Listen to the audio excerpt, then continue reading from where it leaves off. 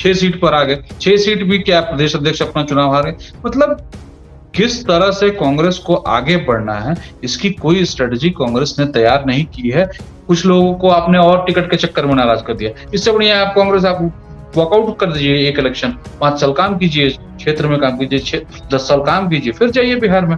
RJD मतलब आप किस तरह से पॉलिटिक्स कर रहे हैं ये समझ में ही नहीं आ रहा है। पप्पू यादव पार्टी में इन है कि पार्टी में आउट है, पार्टी में उनकी कोई भूमिका है कि नहीं है, या पार्टी के सिर्फ समर्थक हैं या पार्टी के नेता हैं, ये किसी कांग्रेस कार्यकर्ता को क्लियर नहीं है। देखिए, बिहार विधानसभा चुनाव के बाद जो है अब समीक्षा हो रही है कि क्यों हारे और क्या वजह थी। देखिए, कांग्रेस की कल बैठक थी दिल्ली में केंद्रीय नेतृत्व के पास, लेकिन कल जो नजारा दिल्ली में देखने को मिला, खबरें आई, वो चौंकाने वाली थी। कल कांग्रेस के राष्ट्रीय अध्यक्ष के सामने तमाम जो प्रत्याशी थे, विधायक थे, वो हंगामा करने लगे, गोली तक मारने की धमकी दे दी गई है। अब कांग्रेस का क्या वजूद जो बिहार में रह गया, इन तमाम मुद्दों पर चर्चा करने के लिए हमारे साथ हमारे संपादक पवन प्रकाश जी हैं। कैसे देखते हैं सर कि कल जो है राष्ट्रीय अध्यक्ष के सामने ही विधायक लोग भिड़ गए? देखिए, ये हार का फ्रस्ट्रेशन है या किसका है, लेकिन ये कांग्रेस की पुरानी मतलब आदत है या कांग्रेस के नेताओं की पुरानी मतलब उनके कल्चर में एक तरह से घुसा हुआ है। पिछले कई सालों से ऐसा नहीं हुआ था, लेकिन बिहार कांग्रेस के दफ्तर में ऐसा हो गया फिर से। अभी जब कृष्णा अल्लावरू आए थे चुनाव के ठीक पहले, तब भी हुआ था, पप्पू यादव भी गए, तब भी हुआ। तो हाथापाई की नौबत आ जाती है कांग्रेस दफ्तर में। लेकिन कांग्रेस को अपने इस कल्चर से बाहर निकलना होगा। और कांग्रेस की परेशानी क्या है कि वो चुनाव में काम नहीं कर रही है। वो चुनाव के बाद हार के बाद वो मतलब दिखावे का काम कर रही है। इस बात का क्या मतलब है कि आप हार गए तो क्या मतलब हार गए तो उसके कारणों की समीक्षा आप ठीक से करेंगे ना। मतलब बिहार का पूरा चुनाव आप आज थोड़े ना हारे हैं। 1990 से लेकर 2025 तक आप जीते कब है? एक बार आपको सम्मानजनक स्थिति तब आई थी जब 41 सीटों पर लड़के 27 सीट आप लेके आए थे, तब नीतीश और लालू के भरोसे आप थे। आप यहाँ पर आए मतलब 2025 में आप जबरदस्ती की 70 चाहिए, 80 चाहिए, ये चाहिए, वो चाहिए, पूरा दिन तमाशा करते रहे और आरजेडी के भरोसे पूरी तरह से चल रहे।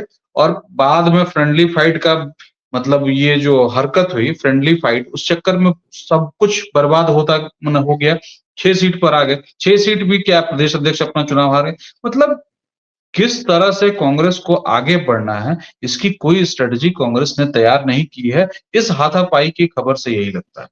वो अपने सीनियर लीडर कांग्रेस के के प्रदेश सामने अध्यक्ष को बदला गया था, प्रभारी को बदला गया था, ये देखने के लिए कि बिहार में इस बार कहीं ना कहीं केंद्र में जब जो है विपक्ष में राहुल गांधी अच्छी सीटें ले आए लोकसभा चुनाव में, तो उनको लगा कि बिहार में भी हम लोग अच्छी सीटें लाएंगे।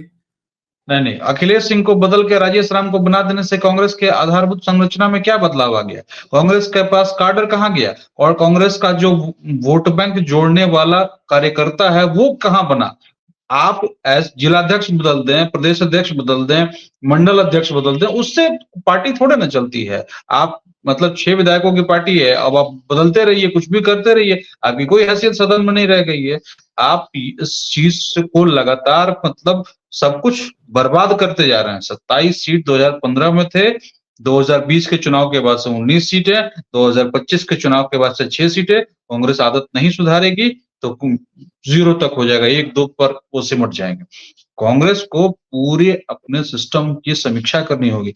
आप या तो फिर मतलब कांग्रेस टेक्निक क्या चल रही है ये किसी के समझ में नहीं आ रहा। आप जोर शोर से कन्हैया कुमार को आप कांग्रेस में शामिल करते हैं, लेकिन उन्हें चुनाव लड़ाते हैं दिल्ली से। कांग्रेस कन्हैया बिहार के हैं, बिहार में उनको राहुल गांधी के रथ पर चढ़ने नहीं देते। या तो आपको अपने नेताओं पर भरोसा नहीं है, नहीं तो फिर आपको अपने कार्यकर्ताओं पर भरोसा नहीं है, या फिर आपको ये भी नहीं पता है कि आपकी स्ट्रेटेजी क्या होनी चाहिए।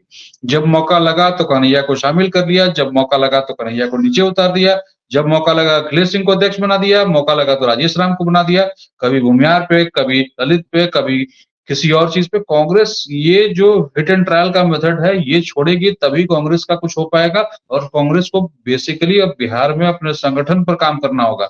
मतलब अच्छी सलाह तो ये होगी कि वो 2 चुनाव लड़े ही नहीं और चुपचाप रहें, क्योंकि लड़ने पर उनके बीच का जैसे कि क्या हुआ, अभी कुछ लोगों को टिकट मिला, कुछ लोगों को नहीं मिला।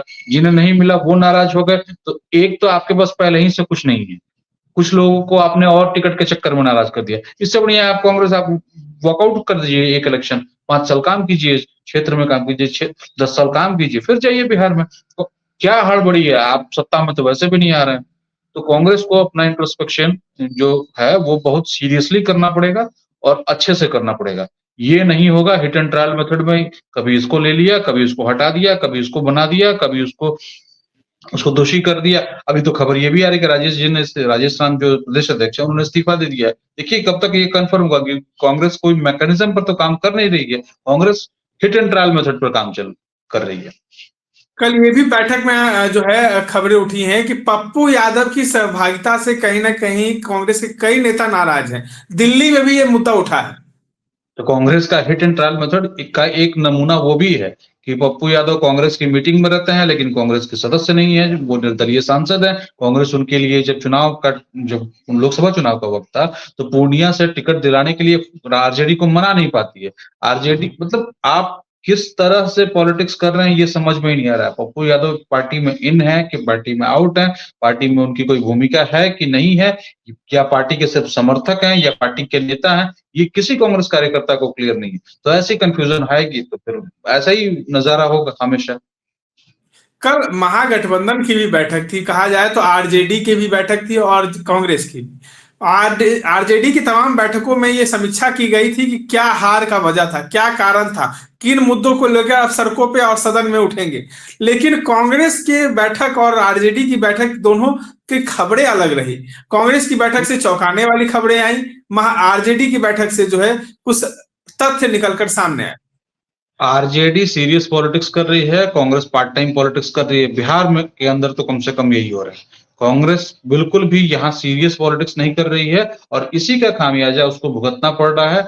वो पिछले 10 सालों में 1/4 से कम सीटों पर आ गई है, लेकिन कांग्रेस के पास अभी भी वो समझने समझाने वाले नेता नहीं है जो कांग्रेस को आगे लेके जा सके। या हैं भी तो किनारे हैं या फिर वो दूसरे ही कोई किसी रोल में काम कर रहा है। दोनों तो क्या कंडीशन में आपको ये लगता है सभी कि कांग्रेस के वजह से आरजेडी को नुकसान हुआ?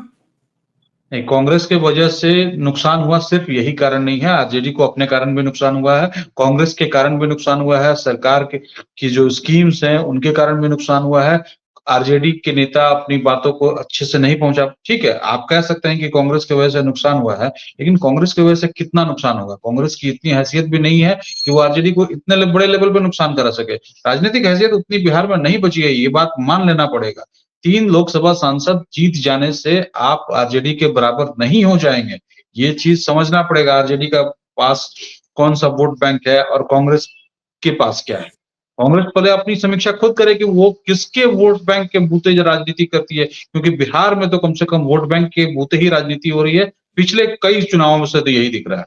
90 भी वही था, 95 भी वही था, 2000 में भी वही था, 2005 के दोनों चुनाव इसी बूते हुए। 2010 का चुनाव एक कह सकते हैं कि ठीक है, एक मतलब ये इनकम्बेंसी की सरकार थी या बनी वो चुनाव था। लेकिन 2015, 20, 25 सारे चुनाव एक जाति के आधार पर तैयार किया हुआ वोट बैंक प्लस जो स्कीम्स का फायदा देकर वो तैयार किया गया वोट बैंक, इसी पर ये चुनाव लड़ा गया था। कांग्रेस के पास तो इनमें से कुछ नहीं है, स्कीम्स वो बना नहीं सकती, वो सरकार में नहीं है, और वोट बैंक अपनी किस जाति का है वो कांग्रेस खुद बताए समीक्षा करके, क्योंकि अभी तक पब्लिक परसेप्शन में तो बिल्कुल ऐसा कुछ नहीं कि कांग्रेस फलाना ग्रुप की पार्टी है। चलिए, तमाम बातों को सुन रहे थे हमारे साथ हमारे संपादक पवन प्रकाश जी थे। सर, तमाम अपडेट्स के लिए बने रहे इनसाइडर लाइव के साथ। धन्यवाद।